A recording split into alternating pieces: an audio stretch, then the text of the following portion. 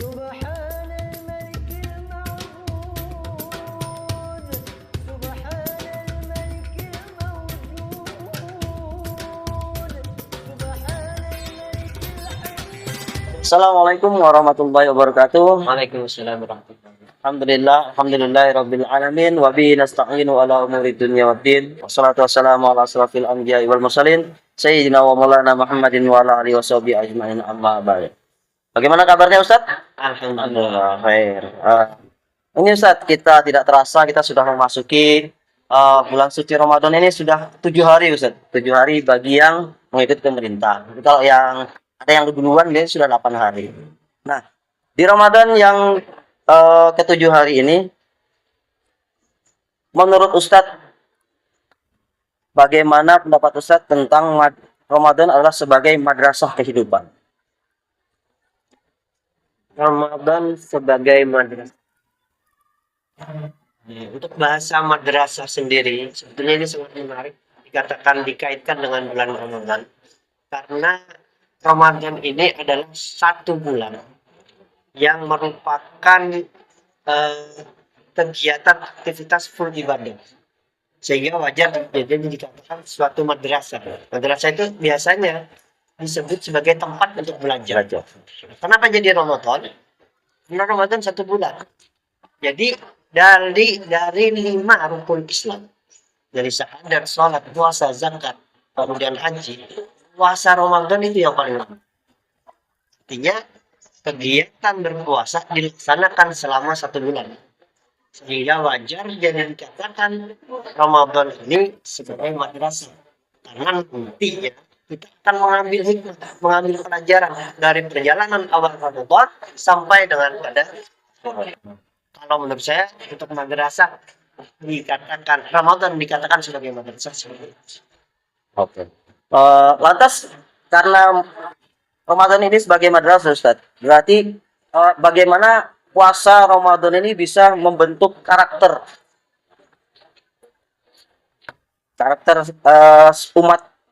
umat untuk menjadi lebih sabar, jujur dan disiplin Ustaz?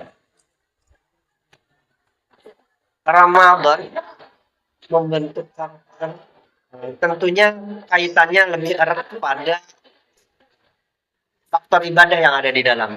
Dimana kita ketahui bersama di dalam bulan Ramadan ibadah yang diwajibkan oleh Allah Subhanahu wa taala tentunya adalah puasa.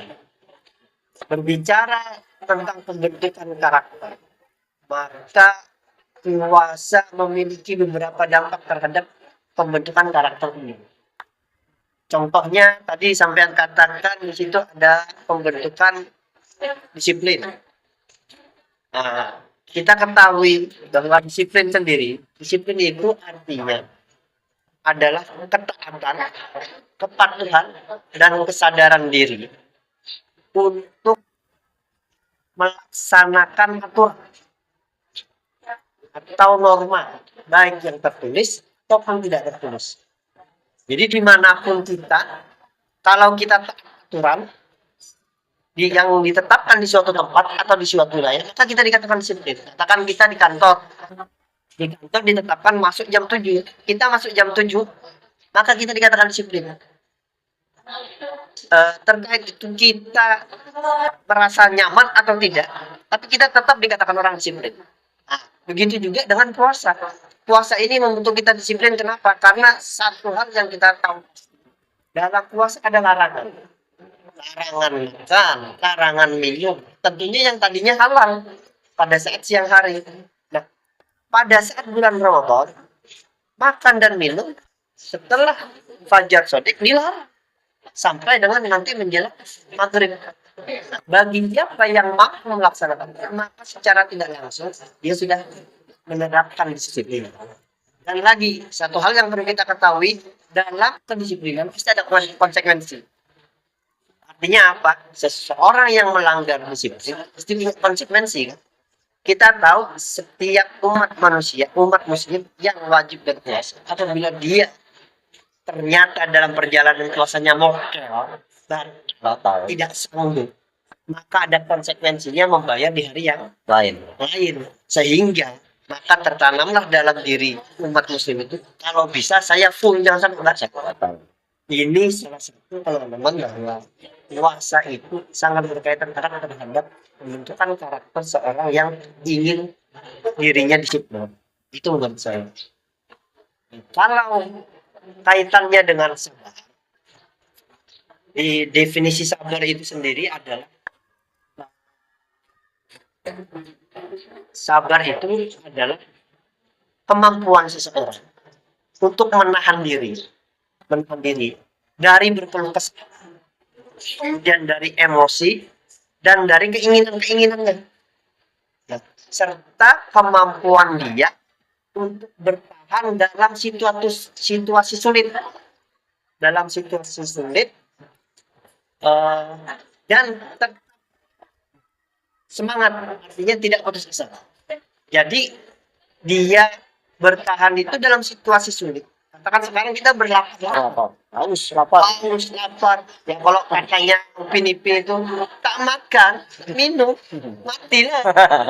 Nah, kan seperti itu ya. Ya. Artinya itu adalah bagian daripada kesabaran. Kita diuji untuk sabar, di mana kita menahan diri untuk tidak berkeluh kesah. Jadi tidak ada yang namanya Ramadan puasa Mengeluh. keluh kesah, berarti belum sabar. Kemudian menahan diri dari keinginan-keinginan, ingin ini, ingin itu, ingin itu yang tadinya kita, serta ini biasanya ujian di bulan Ramadan itu pada saat menjelang itu. Kita ini katanya orang muslim biasanya lapar mata, Berburu takjil. udah sore menjelang buka, apa yang dilihat itu dibeli. Beli semua. Nah, ini termasuk orang yang kurang sabar. Ini apa, dia tidak mampu menahan keinginan. Sementara ada yang sabar, ada yang dan sulit. Ya. Dia tetap tidak putus asa, dia tetap optimis bahwa dia mampu melaksanakannya penuh. Sedangkan dalam pembentukan karakter umat yang jujur, selain daripada puasa, jelas kita tahu itu adalah ketulusan. Yang jujur itu adalah sesuatu yang dijalankan sesuai antara perkataan, adanya kesesuaian antara perkataan, perbuatan, sama perasaan atau patah hati. Jadi jangan sampai lidahnya berkata puasa, mulutnya makan. Ya kan?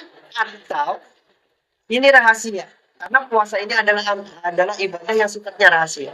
Mungkin bisa saja dia berkata di hadapan orang lain. Katakan bisa saja saya berkata, Ustaz, Afwan, saya puasa.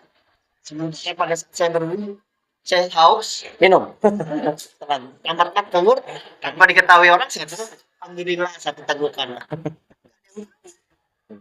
Ya. Jadi itulah pembentukan kejujuran, jujur terhadap diri sendiri, dan lebih utama jujur kepada sang khalik yang sudah menentukan ajaran. Barangkali ada hal lain yang bisa ditambahkan atau kurang, silakan. Ini aja Ustaz, berkaitan dengan pembentukan karakter di bulan Ramadan. Apakah ada sedikit kisah inspiratif, entah itu tentang pembentukan karakternya atau salah satu di antara sifat-sifat yang kita sebutkan tadi? Bercerita tentang jujur ya, jujur. Jadi pada zaman Rasulullah Shallallahu Alaihi Wasallam itu datang seorang laki-laki menghadap kepada Rasulullah, wahai Nabi Allah, aku ingin berislam.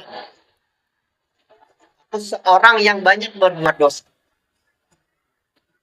Kemudian aku ingin Islam dan memeluk agama Islam, tolong bimbing aku. Maka pada saat itu dia bersyahadat, kemudian berislam di hadapan Rasul, kemudian dia minta kepada Rasul, wahai Nabi, apa yang harusnya aku lakukan sementara aku tidak dapat meninggalkan perbuatan-perbuatan dosaku, aku tidak dapat meninggalkan maksiat-maksiatku selama ini. Kira-kira apa yang kau minta dariku, atau nasihat apa yang bisa kau berikan padaku? Maka Nabi berkata kepada laki-laki itu, hal di dunia latar belakang. Kata Nabi, wahai pemuda, maukah kamu berjanji kepadaku untuk meninggalkan perbuatan bohong? Bohong lawannya apa tadi? Bohong lawannya jujur. Ini kaitannya dengan jujur ya. Jadi pada saat laki-laki itu berjanji, siap, wahai Rasul, saya sanggupi janji saya untuk tidak berbohong kepadamu. Sambil pulang, dia menuju rumahnya, dia mengatakan dalam hatinya, sungguh mudah syarat yang dikemukakan oleh Nabi hanya untuk meninggalkan bohong. Hari berjalan, kemudian suatu ketika dalam diri laki-laki tadi muncul hasrat untuk mencuri. Karena dia punya kebiasaan mencuri. Dia ingin mencuri, dia terniam. Astagfirullah. Aku sudah berjanji kepada Rasul. Aku tidak akan berbohong. Kalau nanti aku ketemu, kemudian aku ditanya, kalau aku jawab jujur, aku akan kena hukum syariat. Aku mencuri tangan akan dipotong. Tapi kalau aku bohong, itu terjanji. Sementara yang diminta oleh Nabi cuma satu.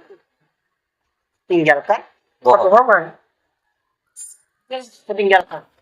Kemudian maksiat maksiat demi maksiat dia tinggalkan. Akhirnya sosok laki-laki tadi di zaman Nabi menjadi seorang yang salah.